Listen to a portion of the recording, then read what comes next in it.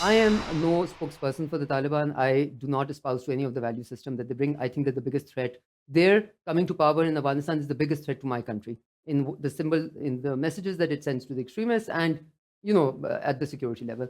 However, if they are the reality that they are right now, then isn't it better to engage with them to make sure that there is, or to incentivize them to come up with an inclusive government with, perhaps give the rudimentary necessary, civil rights and services Do you to think that's enable them possible to do that. with So when this group? Is that possible? can I just Yeah. end, because when you said the US is out, well, the US is out, but the US continues to not really be out, because if you hold back their reserves, you're not really out. Mm.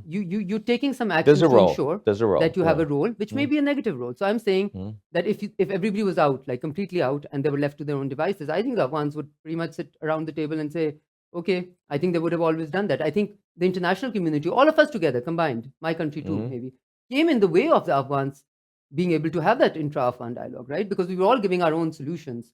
And the only solution we didn't care about was the Afghan solution, perhaps, okay?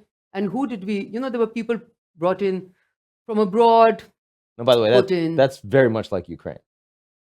Well, It is the same thing. Absolutely. So, No question. are we not going to learn our lessons from history? No, of course Okay. not. Yeah, I mean, are the Russians learning from American mistakes in Iraq? Not at all, right? Okay. I mean, it's not happening, right? So that we can be clear about. Sure. So if the Taliban are there, we need to, figure out how to work with them. Do you? Because there is this sense in the United States that there's no Taliban 2.0. Mhm. That in reality, this Mhm. is a group that is beyond the pale. That you Mhm. can't work with them. You Mhm. can't engage with them. Is your view that that's not the case, and why? No, If so, absolutely not. I am no spokesperson for them. I am not very.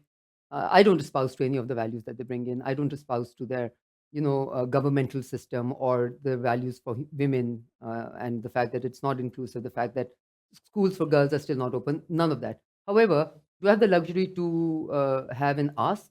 I mean, they are there right now. So for you to say, oh, we don't want to engage with them, is basically use. If you're becoming an enabler of 35 million Afghans starving, I will judge you on that. And I have a right to judge you on that, right? Because those Afghans starving will have an impact, at least on my country and certainly on the Afghans. And forget my country's impact or your country's impact. What about the fact that these are lives, and weren't we propagators of human rights and value of human life? So where does it all go? Do we have the luxury to have grand positions that we can hold when especially when in the last 20 years or 30 years, we have done a pretty shoddy job